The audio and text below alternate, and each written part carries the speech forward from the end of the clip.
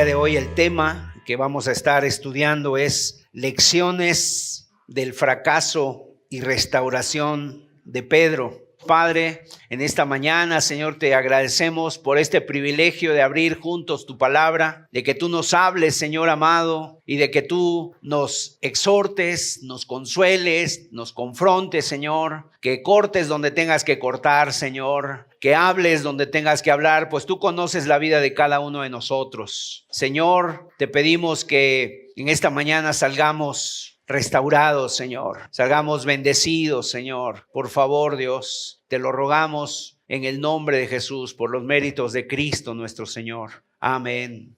La palabra de Dios dice en 1 Corintios capítulo 10, versículo 11, hay un texto donde el apóstol Pablo hace referencia a que todo lo que le pasó a las personas, tanto en el Antiguo Testamento como en el Nuevo Testamento, han quedado para nosotros para enseñarnos dos cosas. Número uno, para ver el ejemplo, y en segundo lugar también para amonestarnos. Entonces, las cosas que sucedieron a los israelitas en el desierto y las cosas que sucedieron en el Nuevo Testamento a personas que están ahí descritas son para enseñarnos dos cosas. Ver el ejemplo, poder tener un ejemplo en ellas de cómo actuaron, de cómo vivieron, de cómo se entregaron a Dios, pero por otro lado también para amonestarnos. Amonestarnos quiere decir para advertirnos, para llamar nuestra atención y que no caigamos nosotros en lo mismo. Entonces, la vida del apóstol Pedro, sin lugar a dudas, es una vida en la que todos nosotros nos vemos identificados. El apóstol Pedro, por así decirlo, es el hombre más dominante de los apóstoles. De hecho, los 4 evangelios están llenos de Pedro, si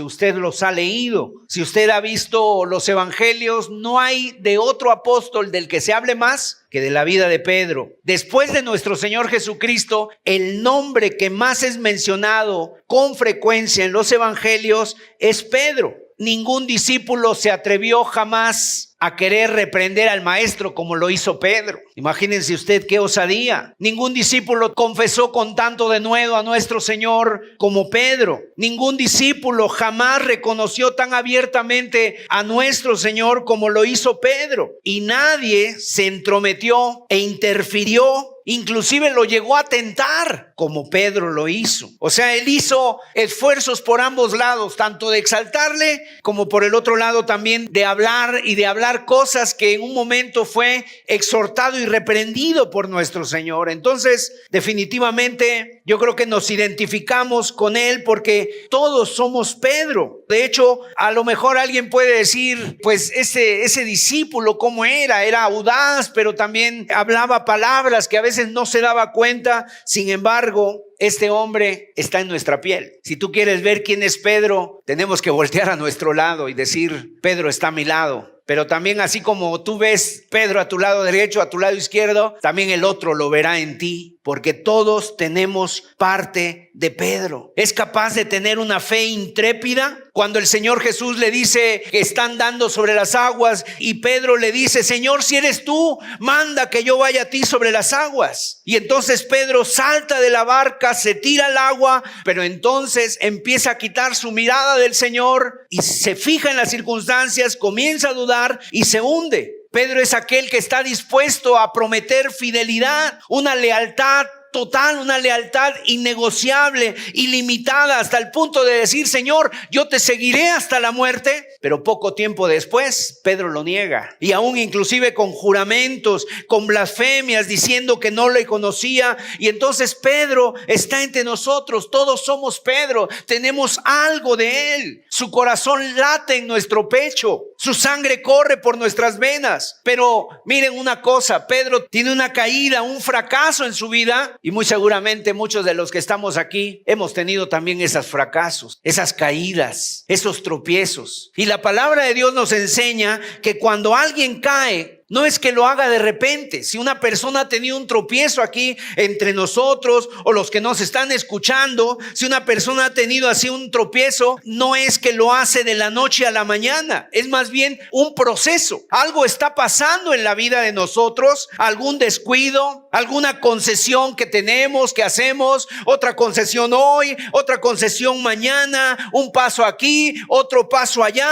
Y entonces ese proceso va avanzando hasta que de repente nos vemos hundidos en un hoyo profundo, en un lodo cenagoso, donde de repente ya no puedes salir. ¿Cuántas veces tú, al igual que Pedro, has dicho: Señor, yo hasta la muerte? ¿Cuántas veces tú has dicho: Señor, yo no te niego, Señor, yo doy la vida por ti, así como tú la diste por mí? Y prometemos y decimos, pero después, en nuestra fragilidad, en nuestra vida, no nos damos ni cuenta y nos estamos metiendo en una misma trampa, en un proceso. Y entonces vamos a ver 6 características o 6 pasos en esta escalera que llevó a Pedro hacia el pecado. Cómo Pedro empezó a descender en su vida espiritual. Y el primer paso que hizo Pedro, que va a dar para su caída, es un exceso de confianza. En primer lugar, Pedro se confió. Ahora, déjenme ponerlos en contexto. El día que el Señor Jesús celebró la última cena con sus discípulos, ese día, saliendo de la cena, se encamina hacia Getsemaní, hacia el huerto de Getsemaní, y de alguna manera el Señor quiere prepararlos por todo lo que va a acontecer en esa noche. Esa noche va a ser arrestado, esa noche va a ser negado, esa noche lo van a detener al Señor Jesús. Y dice Mateo capítulo 26,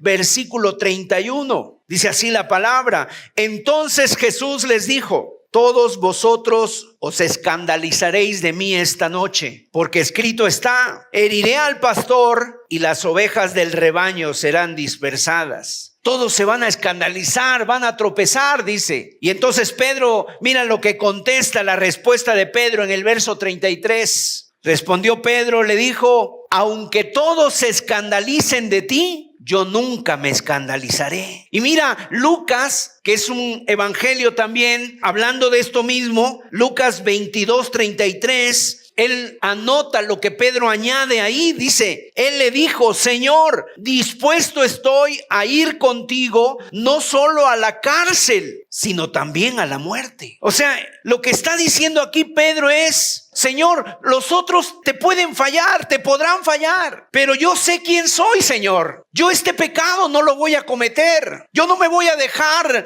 mover. Yo soy fiel. Yo soy leal, yo soy más fiel que los demás, tengo más fe que los demás. Y el problema aquí de Pedro, pues no es la falta de compromiso, ni tampoco la falta de fidelidad que tuviera Pedro. El problema de Pedro en este momento es su exceso de confianza en sí mismo. Y con esto, Pedro empieza a dar un paso hacia la caída. Y la Biblia nos advierte a nosotros, en el libro de Proverbios, que antes de la caída está la altivez. Está la altivez de espíritu, la arrogancia. Eso dice la Biblia en Proverbios. También el apóstol Pablo en 1 Corintios capítulo 10 verso 12 dice: el que cree estar firme, el que piensa estar firme, mire que no caiga. En otras palabras, ¿qué nos está advirtiendo el Señor aquí? Nos está diciendo: cuidado con el orgullo, cuidado con el exceso de confianza, cuidado con la falsa seguridad, con el orgullo espiritual. ¿Por qué? Porque tú nunca serás más débil que cuando crees que eres fuerte. Cuando tú crees que eres fuerte, entonces estás mostrando una gran debilidad en tu vida. Y ese es el primer paso que vemos en ese descenso en la vida de Pedro, cuando él empieza a descender y lo va a llevar esto al fracaso. Entonces esto es para nosotros amonestarnos, para que nosotros podamos ver en la vida de este hombre. Este hombre era leal, este hombre tenía fe, pero lamentablemente tuvo un exceso de confianza en su vida. Vamos a ver el segundo paso. El segundo paso de la vida de Pedro tiene que ver con la indolencia. Después Jesús se encamina hacia el monte de los olivos, en el huerto de Getsemaní. Ahí deja atrás a 8 de sus discípulos y toma consigo a 4 discípulos de los más cercanos. Ahí está Juan, Pedro, Andrés y Santiago, los 4 discípulos más cercanos del Señor Jesucristo. Y entonces el Señor va a orar, pero el Señor abre su corazón delante de ellos y les dice: esta noche es diferente. Esta noche estoy angustiado, tengo miedo. Esta noche va a suceder algo terrible y esto es algo muy profundo en mi vida. Y entonces dice aquí la Biblia en Mateo 26, verso 37, y tomando a Pedro y a los dos hijos de Zebedeo, comenzó a entristecerse y a angustiarse en gran manera. Entonces Jesús le dijo: mi alma está muy triste hasta la muerte, quedaos aquí y velad conmigo. Es tal la angustia que me invade que siento que muero, que no puedo soportar esto. Esténse aquí conmigo y oren. Y Jesús los deja ahí a los tres en un momento, se aparta de ellos un poco y se postra en tierra, dice la escritura así. Jesús, cuán largo es, pone su boca en el polvo y empieza a orar al Padre: Padre, si es posible, pasa de mí esta copa, pero no se haga como yo quiero. Dice el verso 39, yendo un poco adelante, se postró sobre su rostro orando y diciendo: Padre mío, si es posible, pasa de mí esta copa, pero no sea como yo quiero, sino como tú. Vino luego a sus discípulos y los halló durmiendo y dijo a Pedro: ¿así que no habéis podido velar conmigo una hora? O sea, Jesús, cuando regresa de su oración, va con ellos y los encuentra durmiendo. Y dice que cuando se levantó de la oración, los encontró dormidos, vencidos por la tristeza. Fíjense entonces en este momento lo que están pasando en la vida de Pedro. Aquel que proclamaba lealtad, aquel que su fidelidad era incuestionable, aquel que lo seguiría a donde fuera, a la cárcel, a la muerte, a donde fuera. Ahora, cuando Jesús más lo necesita, está durmiendo. Ahora Jesús no se dirige a los tres discípulos, sino que va a hablar directamente con Pedro. Y le dice a Pedro, le dice: Simón, ¿duermes? No se dirige a Santiago ni a Juan, le dice: Simón, ¿duermes? ¿Por qué no habéis podido velar conmigo una hora? Le dice el verso 40, y dijo a Pedro: ¿así que no habéis podido velar conmigo una hora? Y dice el Señor, verso 41, velad y orad para que no entréis en tentación. El espíritu a la verdad está dispuesto, pero la carne es débil. ¿Cuántas veces nos pasa a nosotros? En los momentos más decisivos de nuestra vida, en las batallas más reñidas de nuestra historia, nos encontramos durmiendo espiritualmente, con un letargo, con una somnolencia espiritual que hace que no seamos conscientes de la importancia del momento, de la batalla que estamos atravesando. Y en ese momento, ¿dónde queda nuestra lealtad? ¿Dónde queda aquella proclamación o aquella promesa que le habíamos dicho al Señor? Cuando de repente nos desanimamos y ya estamos ahí en la casa y ya no estamos velando y dejamos de velar por nuestra vida, por nuestra familia, por las cosas que nos rodean, y bajamos la guardia y nos confiamos. ¿Por qué? Ese es un proceso que está pasando, y Pedro precisamente está durmiendo, sin entender la batalla, el nivel de batalla que se está peleando en ese jardín, en ese huerto de Getsemaní. La Biblia añade en Hebreos capítulo 5, verso 7, Cristo en los días de su carne aprendió la obediencia y estaba orando, dice, y suplicando a aquel que le podía librar de la muerte. Era una cosa angustiosa en la vida del Señor Jesucristo. Vamos a ver el tercer paso. Después de ahí, Pedro da paso a la carnalidad, el tercer paso. Ahora, ¿qué quiero decir con carnalidad? Entendámoslo como la satisfacción de los apetitos primarios, la amistad del mundo. En ese sentido, Jesús termina de orar, dice la Biblia que fue 3 veces, la segunda vez los halla otra vez dormidos, la tercera vez les dice ya casi está amaneciendo, casi más bien es de madrugada, y le dice el Señor: ya pueden dormir. Y esa angustia está en él. Ahora ya Jesús, después de orar, él ya está sereno, él ya está preparado para afrontar todo lo que viene por delante, y entonces despierta a los 3 discípulos. Versículo 45 dice: entonces vino a sus discípulos y les dijo: dormid ya y descansad. He aquí ha llegado la hora y el Hijo del Hombre es entregado en manos de pecadores. Levantaos, vamos, ved, se acerca el que me entrega. Mientras todavía hablaba, vino Judas, uno de los 12, y con él mucha gente con espadas y palos de parte de los principales sacerdotes y de los ancianos del pueblo. Y el que le entregaba les había dado señal diciendo: al que yo besare, ese es, prendedle. Y enseguida se acercó a Jesús y dijo: salve, maestro, y le besó. Ese es el beso de Judas. Ese es el beso más hipócrita de la historia de la humanidad.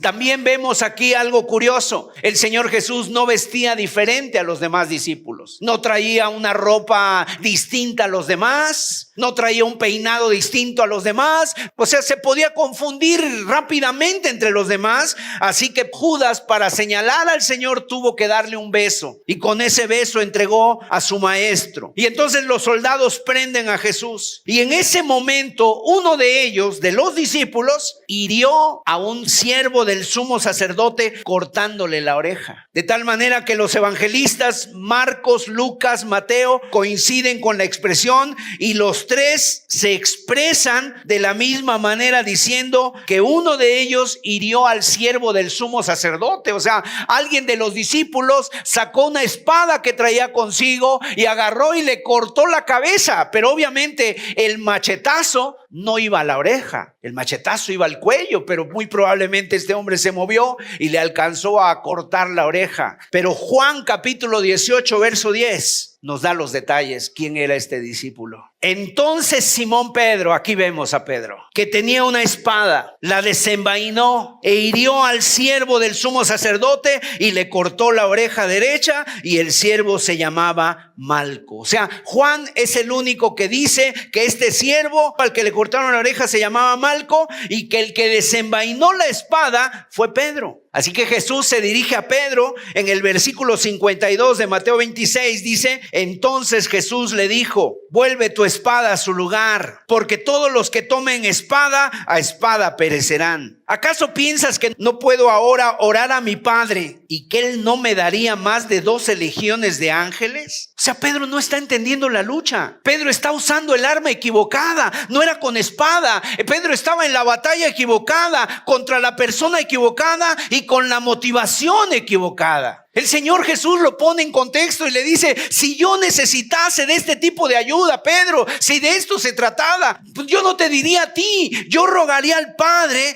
y le pediría que me diera 12 legiones de ángeles, una legión para que cuide de cada uno de ustedes, porque eran 12 discípulos, y otra para mí. Bueno, ya eran 11 porque ya Judas no estaba. Una legión, ¿sabes?, estaba compuesta por 6,000 soldados. Por tanto, Jesús le está diciendo: si yo le pidiera al Padre 72,000 ángeles armados, ellos estarían aquí al instante para defendernos. Esta no es la solución, Pedro. ¿Y cuántas veces nosotros caemos y peleamos con armas carnales batallas que son totalmente espirituales? Pero ¿te estás dando cuenta de cuál es el proceso que lleva Pedro? Primero, un exceso de confianza. En segundo lugar, dejó de orar, se quedó dormido. Y en tercer lugar, ya la carne estaba en su apogeo. Él ya no sabía ni por dónde era la lucha. Y muchas veces pasa. Cuando la gente está así en un exceso de confianza, obviamente vas a dejar de orar porque no confías en Dios, confías en ti mismo.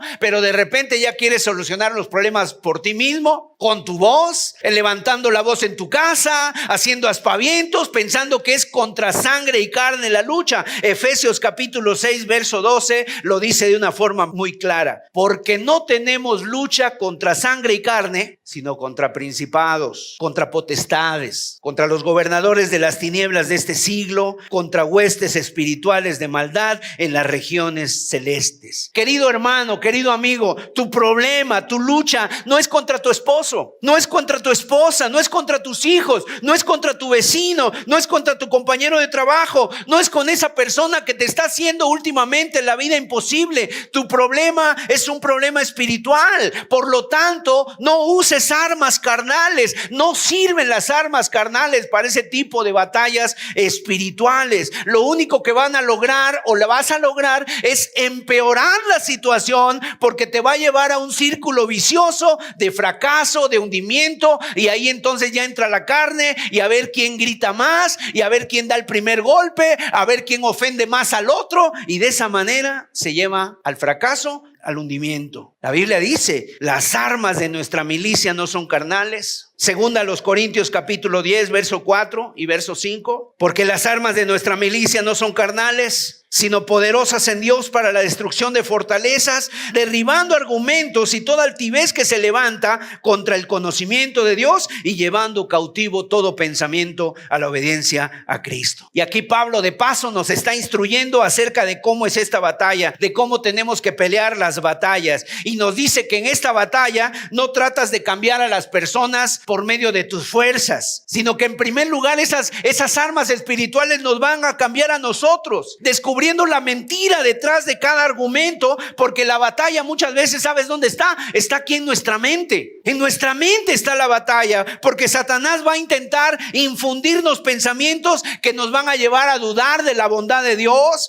que nos van a llevar a la malicia, que nos van a llevar al desencuentro, a las opiniones, y que nos engañen para tomar otros caminos, para tomar atajos. Y lo que se trata, detrás de cada complejo, detrás de cada miedo que tenemos, o detrás de cada mal hábito que nos encadena, hay una mentira que nos estamos creyendo. Y nuestra lucha es contra eso, contra nuestra mente, para que se descubra la verdad, porque dice Jesús, la verdad os hará libres. Para derribar todo argumento que se levanta contra el conocimiento de Dios, igualmente insiste en que esta nuestra batalla es para derribar el orgullo en nosotros que se opone a Dios, y para llevar todo pensamiento cautivo a la obediencia a Cristo, para que no sea lo que me pide mi cuerpo o lo que yo haga, sino para que haga la voluntad de Dios, que es lo que va a traer plenitud y satisfacción a mi vida. El cuarto paso en la vida de Pedro, el descenso, es el distanciamiento. Se empezó a alejar ya cada vez más. Lucas 22:54. Dice la escritura, y prendiéndole, le llevaron y le condujeron a casa del sumo sacerdote, y Pedro le seguía de lejos. Aquí está un pasaje donde nos dice que al Señor Jesús le prenden, le llevan, le conducen a la casa del sumo sacerdote. Eran las horas de la madrugada y Pedro le seguía de lejos. Por eso te decía yo que es un proceso,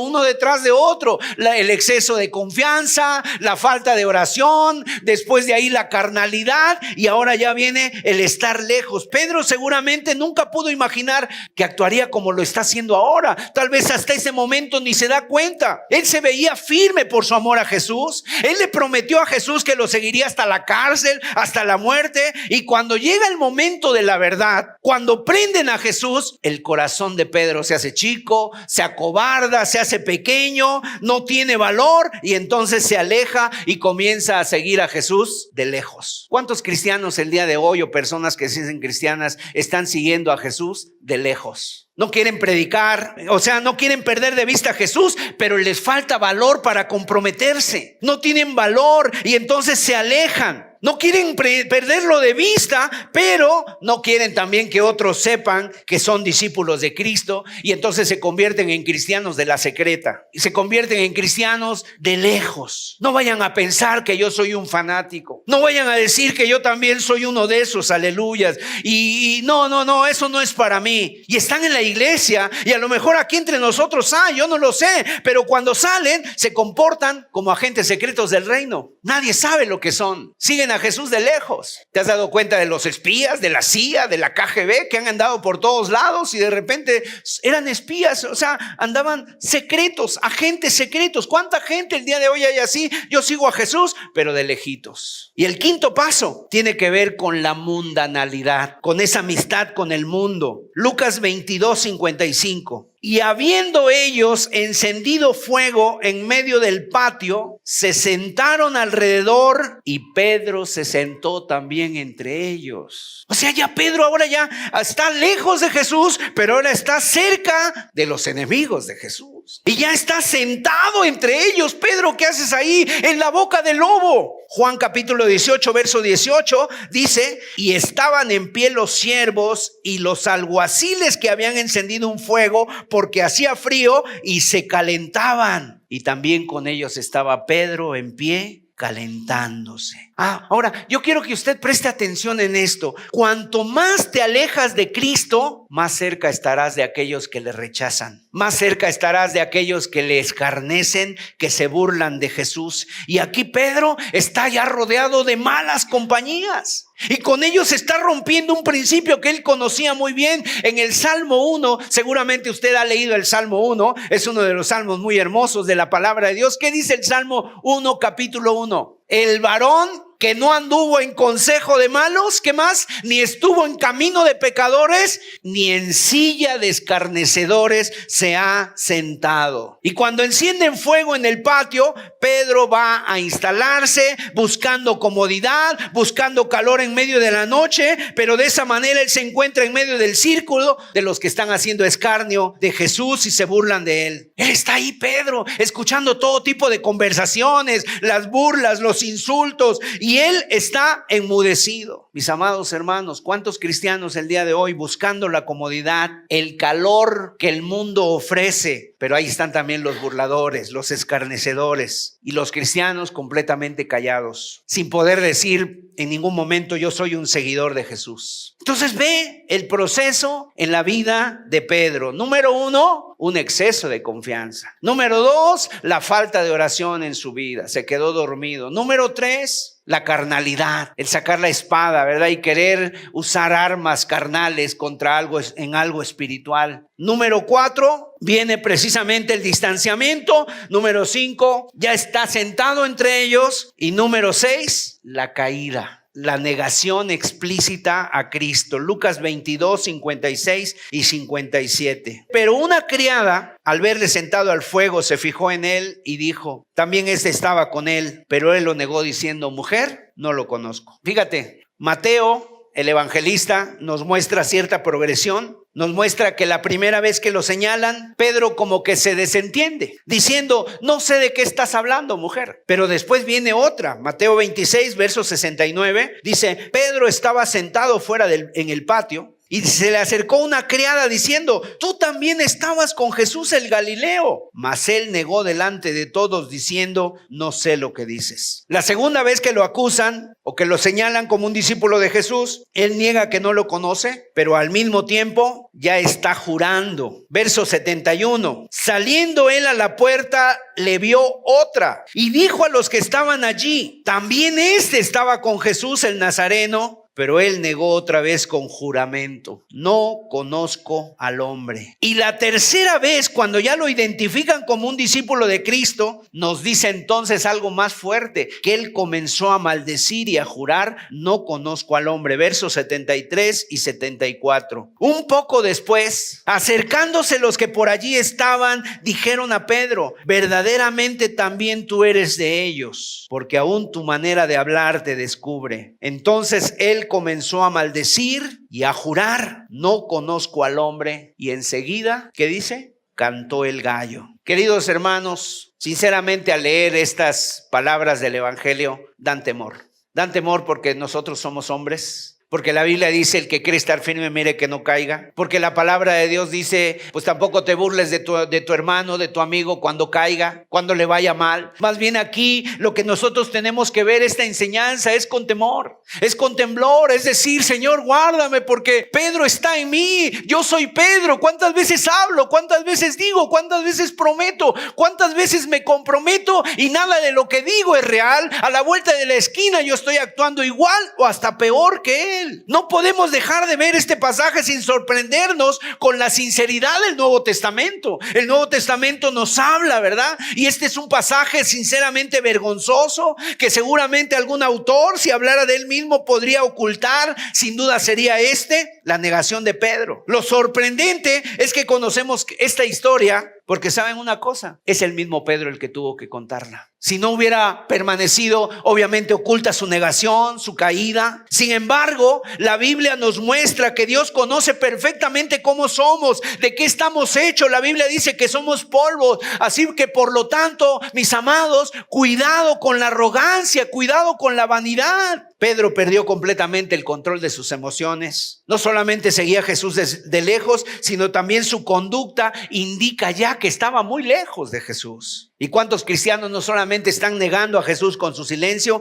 sino que en sus vidas apenas se ve una diferencia entre las personas que no son de Cristo como ellos? se han conformado al mundo, adoptando sus modos, sus maneras, sus lenguajes, sus modos. Y aquí tenemos, fíjense nada más qué tristeza, aquí tenemos a un cristiano maldiciendo con su boca en el fondo del pozo. Y el mismo Pedro que le había dicho al Señor, aunque todos se escandalicen, Señor, yo no lo haré, yo no puedo ser como ellos, yo no puedo ser como ellos, aunque todos te dejen, Señor, yo no. ¿Sabes? Aquí está Pedro, escandalizado, tropezado, y Pedro se miraba en el espejo y seguramente se daba la máxima nota a sí mismo, pero en unas horas más, después de que él haya dicho eso, esa confianza en sí mismo lo llevó a las alturas del fracaso. ¿Dónde comenzó todo? Cuando el Señor le dice, todos se van a escandalizar de mí, y Pedro dice, aunque todos se escandalicen, yo no. Esa confianza, mis amados, yo no sé en este proceso, me gustaría que fueras tú muy honesto, pero tampoco que lo dijeras en público, ¿verdad?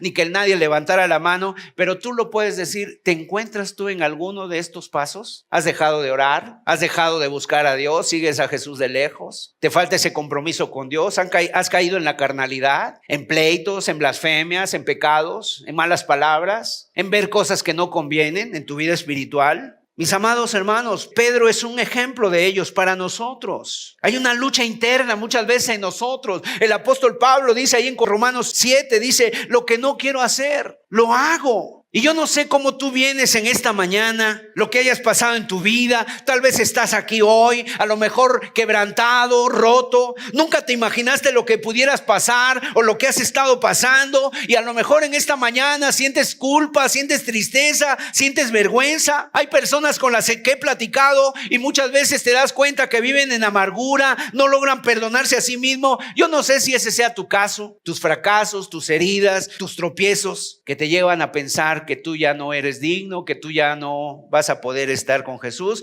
y ya no vas a poder seguirle. Mira, mi amado, lo sorprendente de este caso, de la vida de Pedro, a pesar de todo, Jesús nunca lo soltó de su mano. Y aquí vemos no tanto la caída estrepitosa de Pedro, sino vemos la gran misericordia de Dios, el amor de Cristo Jesús. Y así Él mismo, de la misma manera, quiere tomar tu vida, quiere perdonar lo que tiene que perdonar, tiene que restaurarnos. Pero ¿sabes una cosa? Nos debemos dar cuenta verdaderamente dónde estamos parados, nos debemos dar cuenta de qué pie cojeamos, cuál es nuestra debilidad, nos debemos dar cuenta de lo que está pasando en nuestra vida. ¿Para qué? Para que con humildad, para que con arrepentimiento, para que con misericordia y favor le pidamos a Dios, Señor, hoy me siento hundido en el pozo, pero Señor, ayúdame. No quiero estar ahí. Y mis amados, el Señor es fiel y justo para perdonar si confesamos nuestros pecados. Y así como Pedro vimos 6 pasos descendientes en su caída, vamos a ver otros 6 pasos donde nos habla de su restauración. En primer lugar, y todo comienza precisamente con esto. Número 1, un encuentro con Jesús. En el mismo momento, cuando Pedro está negando al Señor con maldiciones y juramentos, ahí está en medio de ellos, y de repente Pedro empieza a maldecir, empieza a hacer juramentos, empieza a decir que no le conoce. Dice la Biblia que cantó el gallo. Y en el verso 74, entonces él comenzó a maldecir y a jurar, no conozco al hombre. Y enseguida cantó el gallo. Y ese canto del gallo como que despierta a Pedro, como que fue una alarma, como que fue el despertador en su vida espiritual, en su conciencia. Y entonces Pedro se acordó de las palabras de Jesús que le había dicho: antes que el gallo cante, me negarás 3 veces. Y saliendo fuera, lloró amargamente. Ahora, la palabra de Dios dice en Lucas 22:31, en ese momento Jesús ve a Pedro y le da una mirada, y mucho se ha especulado acerca de esa mirada de Jesús, y algunos dicen es que lo miró al Señor, pero eso Pedro hizo que se sintiera condenado, atacado, señalado. No, la Biblia dice en Lucas 22:31, dijo también el Señor: Simón, Simón, he aquí Satanás os ha pedido para zarandearos como a trigo, pero yo he rogado por ti que tu fe no falte. Y tú, una vez vuelto, confirma a tus hermanos. Hay algo curioso en la vida de Pedro. Pedro, su nombre era Simón. Y el Señor Jesús le cambió el nombre a Pedro. Y en los evangelios aparece como Simón Pedro. Una parte todavía de él, de lo que era antes, a lo que Dios quería hacer en su vida. Pero siempre cuando Pedro la riega, cuando Pedro habla cosas incorrectas, siempre se refiere el Señor como Simón, Simón. Así como cuando tu mamá te llamaba y te dice, ay, hijo, ¿qué haces? Y aquí en este momento le está diciendo, Simón, Simón, Satanás ha pedido para zarandearos como trigo, pero yo he rogado por ti que tu fe no falte. Y yo estoy convencido que esa mirada, Jesús busca encontrar la mirada de Pedro para decirle, Pedro, estoy orando por ti. La mirada de Jesús es una mirada de misericordia, es una mirada de compasión, es una mirada de gracia, es una mirada de amor. ¿Por qué? Porque esa mirada que traspasa los pasillos, Él puede entrar en los pasillos más oscuros de nuestra alma, abrir los compartimentos más secretos de nuestro corazón y ver los secretos más íntimos de nuestros pensamientos y que escondemos en nuestra vida, aquellos que ocultamos cuidadosamente para que la gente no los pueda ver. Y la mirada de Jesús es tan penetrante sobre nuestras vidas, pero no es para condenarnos, es para traer gracia y misericordia, para ofrecer perdón. Y es por eso que la Biblia dice que cuando Jesús miró a Pedro, Pedro se acuerda de la palabra del Señor. Y cuando tú recuerdas la palabra del Señor, ¿sabes qué empieza a pasar en tu vida? Hay sanidad para tu alma. Hay restauración, porque la Biblia dice en el Salmo 19, la ley de Jehová es perfecta, que convierte el alma. El mandamiento de Jehová es puro, que alumbra los ojos. Y esa mirada, mis amados, es la que necesitamos para ser restaurados. Tú necesitas, y en esta mañana el Señor está aquí, mirando en tu alma. Esta palabra es una palabra que Dios quiere que tú escuches con sinceridad, con atención. Por eso todo comienza cuando nos encontramos de nuevo con Él. ¿Quieres tener una restauración en tu alma? Es un encuentro con Jesús lo que tú necesitas. Qué bueno que estés aquí en esta mañana con nosotros, alabando, escuchando la palabra, pero lo más importante es que estés con Él. El siguiente peldaño que va a subir Pedro, llevado por el Señor, es el arrepentimiento. Mateo 26, verso 75. Entonces Pedro se acordó de las palabras de Jesús que le había dicho: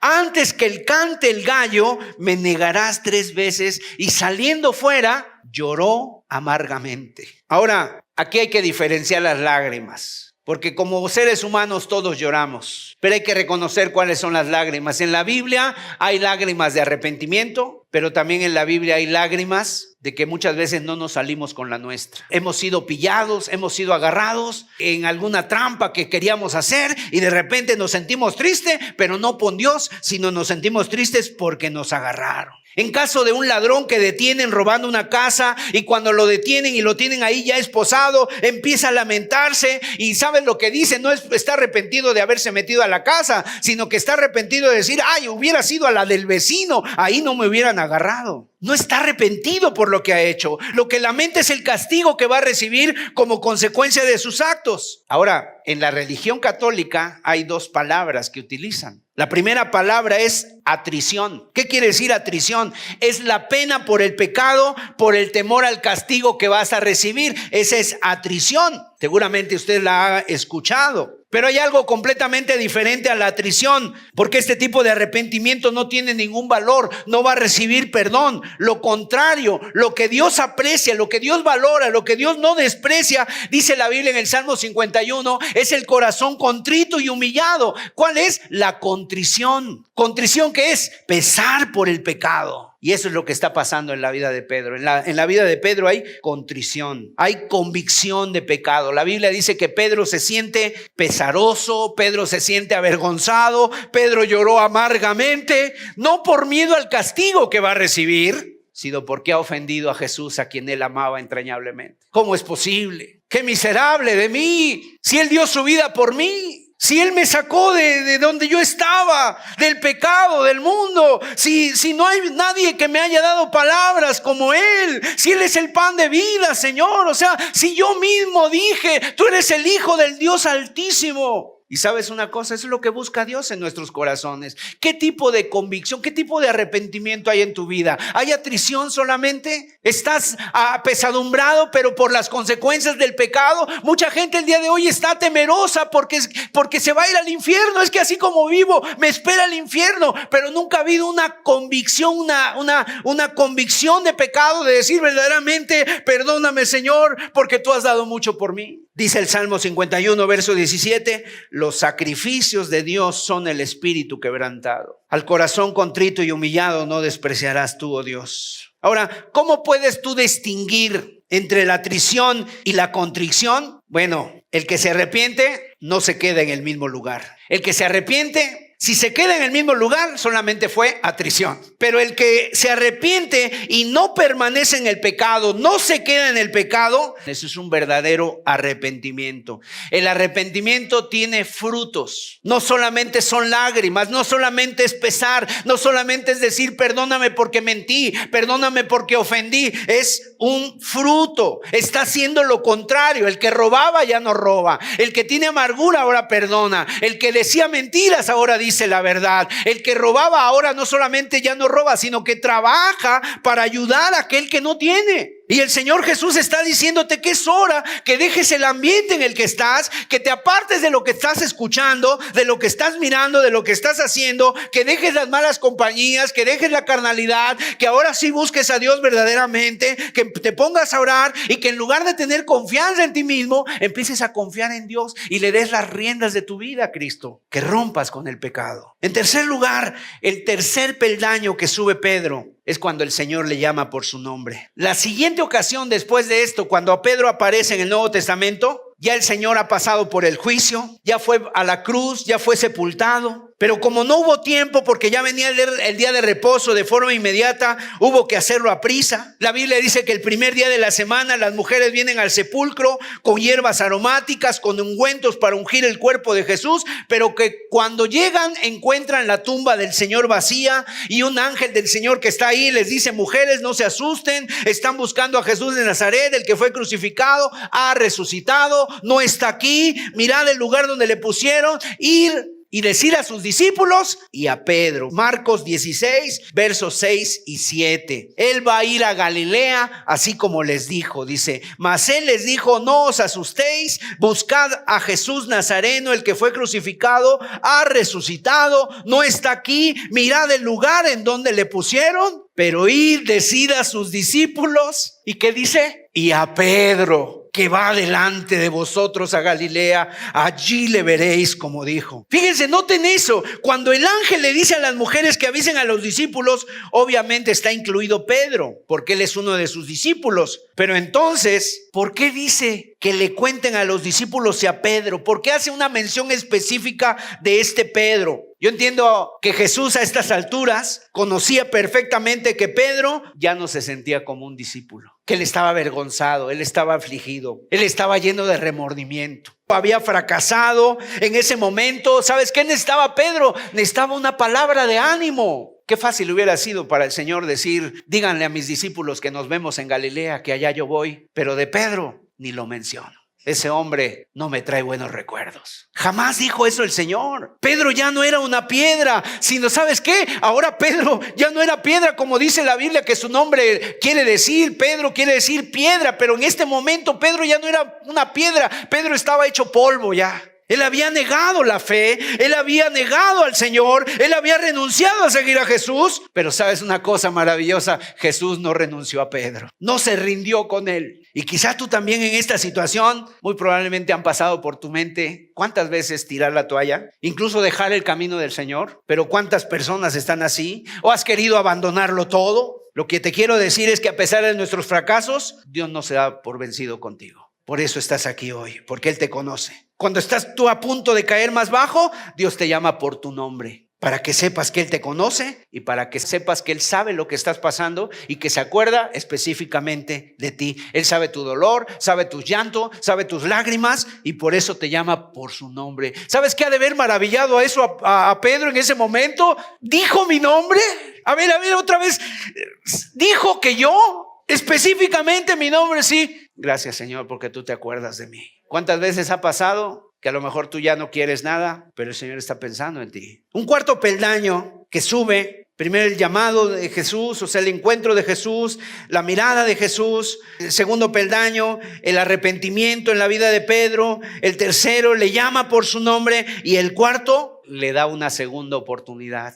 Los discípulos y Pedro van a Galilea a encontrarse con Jesús, pero cuando llegan allá, Jesús no está. Y entonces seguramente por los datos del Evangelio podemos presumir que están en Capernaum, la ciudad de Jesús. Pero ahí en Capernaum vivía Pedro y su hermano Andrés. También vivía Juan y su hermano Jacobo. Ahí estaba la ciudad de sus padres. Ahí estaban las barcas. Ahí estaba el mar de Galilea. Ahí estaba su familia, su trabajo anterior, las balsas. Y entonces Juan 21, verso 3, Simón Pedro les dijo: voy a pescar. Ellos le dijeron: vamos nosotros también contigo. Fueron y entraron en una barca y aquella noche no pescaron nada. Mira, Pedro llega a Galilea, el Señor no llega, no ha llegado todavía, como les había dicho que iba allá a Galilea, y Pedro dice: aquí están las lanchas que teníamos, vamos a tomar una de ellas, voy a tomar una de ellas y voy a irme a pescar. Y los otros le dicen: vamos contigo. Pedro era un líder. A él lo seguían. Entonces se pasan la noche entera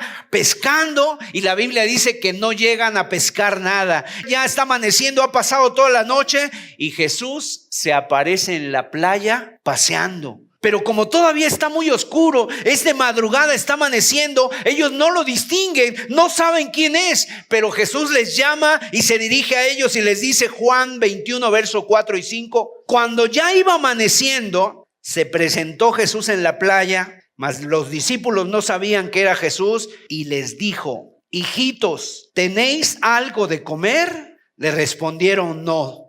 Y noten, en cada palabra de Jesús hay mucha gracia de Dios, hay mucha gracia, hay una tonelada de gracia en cada palabra. ¿Por qué? Aunque estamos hablando de Pedro, dice que todos se escandalizaron, todos fracasaron, no solamente Pedro, todos dejaron de seguirle, de apoyarle, todos dejaron de identificarse, todos se acobardaron, todos huyeron. Pero aquí nuevamente Jesús les dice a todos: hijitos, a pesar de nuestros tropiezos, a pesar de nuestras infidelidades, a pesar de nuestros fracasos, Jesús viene y nuevamente nos dice: hijitos. Y entonces les pregunta: ¿tienen algo de comer?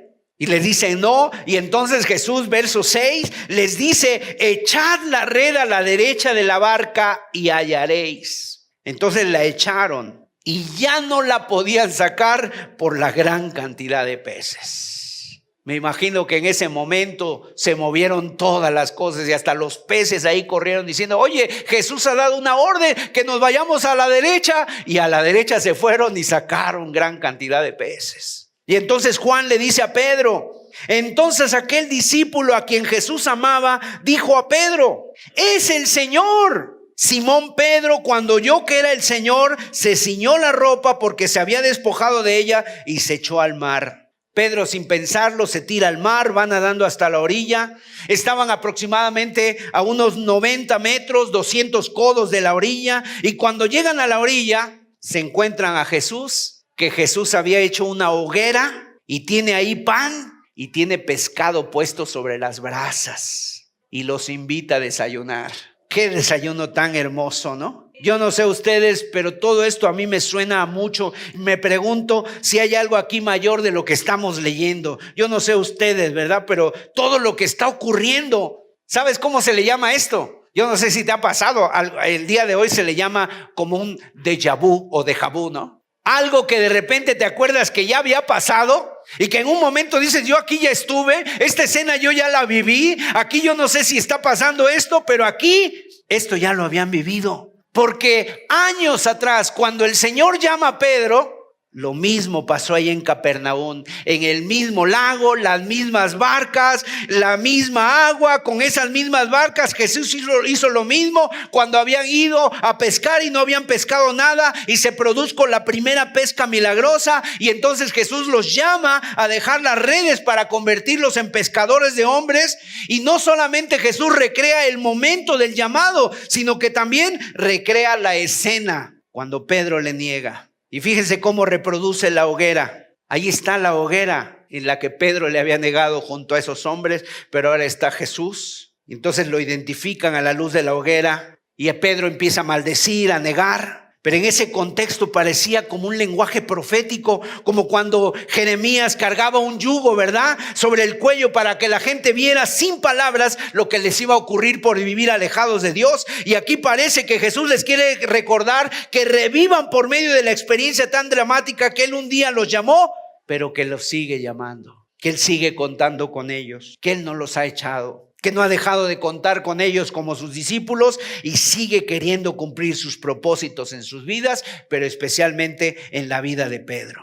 Él quiere mostrarle el mismo escenario donde le negó. Jesús quiere empezar de ahí una nueva vida con Pedro, porque su gracia es mayor que nuestro pecado. Porque donde abunda el pecado, sobreabunda la gracia. Y Jesús quiere restaurar nuestras vidas, pero también quiere restaurar la tuya. ¿Hay alguien esta mañana que necesite ser restaurado? Podemos hablar de restauración en la familia, podemos hablar de restauración en los hijos, podemos hablar de que seas restaurado en tu trabajo, pero todas esas son secundarias, son cosas secundarias. Lo más importante es que sea restaurada tu vida espiritual, porque la Biblia dice: busca primero el reino de Dios y su justicia, y todas las demás cosas serán añadidas. Perdonar nuestros pecados y darnos la oportunidad de empezar de nuevo. La Biblia dice en Juan 21:15, cuando terminaron de desayunar, Jesús preguntó a Pedro. Cuando hubieron comido, Jesús dijo a Simón Pedro: Simón, hijo de Jonás, ¿me amas más que estos? Wow, seguramente esta pregunta desarmó por completo a Pedro. ¿Por qué esta pregunta? ¿Por qué tiene que amarlo más? ¿No basta que tenga el mismo amor que los demás? ¿No basta que lo ame igual que los demás? ¿Me amas? ¿Cómo debería de esperarse que me amara alguien que me sigue? Porque habría que amarle más que los demás. Yo veo que esto tiene que ver con que Jesús no quiere cosas superficiales. Jesús no quiere que metamos la basura debajo de la alfombra. Jesús no quiere aparentar que no ha pasado nada. Jesús no quiere que finjamos de que todo está bien. No, Jesús lo que va es a la raíz del problema para resolver el problema de raíz. Y en ese sentido que recordamos que Pedro un poco atrás le había prometido: aunque todos los demás te abandonen, se escandalicen de ti, yo no, porque yo soy mejor que los demás. Era lo que pensaba Pedro, que él tenía más fe, más confianza, más fuerza, que él tenía más amor por Jesús que el resto. Que los demás te pueden fallar, pero yo no soy como los demás, yo soy mejor que los demás. Y entonces aquí lo que Jesús le está preguntando a Pedro: Pedro, ¿sigues pensando lo mismo de ti? ¿Sigues teniendo el mismo concepto de ti? ¿Sigues pensando que eres mejor que los demás? Por eso la pregunta es: Pedro, ¿me amas más que estos? Mira lo que dice que contestó Pedro: Señor, tú sabes que te amo. Pero en la Biblia, en el original hebreo, aquí las palabras nos dan más luz. El Señor Jesús le está diciendo: Pedro, ¿me amas con ese amor ágape, con ese amor incondicional? Y Pedro solamente se atreve a decirle: Señor, tú sabes que te fileo con ese amor de hermanos, nada más. Mi amor no es tan grande, Señor. Reconozco que mi amor no es tan grande. Tú sabes que te quiero. Pedro, ¿me amas? Tú sabes que te quiero, Señor. Lo que podemos saber claramente aquí es que alguien que ama tan profundamente a Jesús, mis amados, eso es lo triste de nosotros porque somos humanos. Alguien que ama profundamente a Jesús puede caer. Cualquiera de nosotros. Alguien consagrado, alguien que está dispuesto a dar su vida por Jesús puede caer. Es más, los más santos pueden caer. El amor no es lo que va a marcar la diferencia en el tema de la caída. Hay un proceso en el que quizá ni te das cuenta, pero te lleva paso a paso a distanciarte y finalmente a fracasar. Si tú no tienes cuidado, puedes tener las mismas y amargas derrotas y caídas que Pedro. Pero también déjame decirte esto: si amas a Jesús, hay esperanza para ti. Si amas a Jesús, Él te está invitando a compartir tiempo con Él. Él te está invitando a que vengas a sus brazos, a compartir un nuevo comienzo, a recorrer un nuevo camino con Él. ¿Necesitas esta palabra en esta mañana? Esa palabra es para ti, porque Dios te da una segunda oportunidad. Un quinto peldaño que va a subir Pedro es cuando Dios restaura su ministerio. Los versículos siguientes de Juan, dice el verso 15: Cuando hubieron comido, Jesús dijo a Simón Pedro: Simón, hijo de Jonás, ¿me amas más que estos? Le respondió: sí, Señor, tú sabes que te amo. Él le dijo: apacienta mis corderos. Volvió a decirle la segunda vez: Simón, hijo de Jonás, ¿me amas? Pedro le responde: sí, Señor, tú sabes que te amo. Le dijo: pastorea mis ovejas. Le dijo la tercera vez: Simón, hijo de Jonás, ¿me amas? Pedro se entristeció de que le dijese la tercera vez: ¿me amas? Y le respondió: Señor, tú lo sabes todo, tú sabes que te amo. Jesús le dijo: apacienta mis ovejas, apacienta mis corderos, apacienta mis ovejas. Fíjese qué diferente es el trato que nos da Jesús. Si fuera el día de hoy y esto hubiera sucedido en una de nuestras iglesias, ¿qué haríamos con alguien que ha fracasado así? Le diríamos: yo creo que Pedro, lo tuyo ha sido muy escandaloso. Has pecado de una forma vergonzosa, has mentido, has jurado en falso, has usado un lenguaje blasfemo, soez, has negado la fe, has negado a Jesús, has sido un traidor. Así que mira, 10 años te vas al refrigerador, 5 años a la nevera, sentado en el banco sin hacer nada y calladito, sin protestar. Vamos a poner para ti guardias para que te estén vigilando, a ver si puede cambiar algo contigo. Y dentro de 2 años nos reunimos un consejo a ver qué ha sucedido. Muchas veces así actuamos, mis amados. ¿Cuántas veces tú te has alejado de otros hermanos? ¿Cuántas veces te has sentido menospreciado? Pero Jesús solamente hizo una exigencia, una sola: ¿me amas? ¿Tú me amas, Pedro? Si tú me amas, tienes todas las condiciones para pastorear mis ovejas. Y fíjense que Jesús no le pregunta: ¿amas a mis ovejas? No, Jesús le pregunta: ¿me amas a mí? Porque si tú amas al pastor, vas a amar a las ovejas del pastor, la casa del pastor, la obra del pastor. Si tú amas al pastor, amas lo que es suyo. Y en ese sentido hay personas que lo que aman a veces no es a Jesús, es lo que ellos quieren hacer. Y entonces no hacen nada. Yo te invito a que te preguntes que a lo mejor lo que tú más amas, ¿qué es lo que tú más amas? ¿Tu reputación? ¿Tu comodidad? ¿Tu indiferencia? ¿Ya te acomodaste a vivir un cristianismo así? Pensando que son los hombres los que te van a pedir cuentas. No, yo a los hombres no les doy cuentas. Es Jesús. Has sido una persona activa en la obra, pero el pecado, las heridas que has sufrido o las decepciones han llevado a que te mantienen el día de hoy apartado y has decidido quedarte ahí en el banquillo sin nada, sin servir a Cristo. Cristo no quiere que le sigas como un espectador. Cristo no quiere que estés en un banco, por así decirlo. Él quiere cumplir su propósito en tu vida. Él te ha llamado para su gloria y te ha llamado para algo más. Y le dice, como a Pedro: te llamé para que seas un pescador de hombres. Y mi llamado no ha cambiado para ti.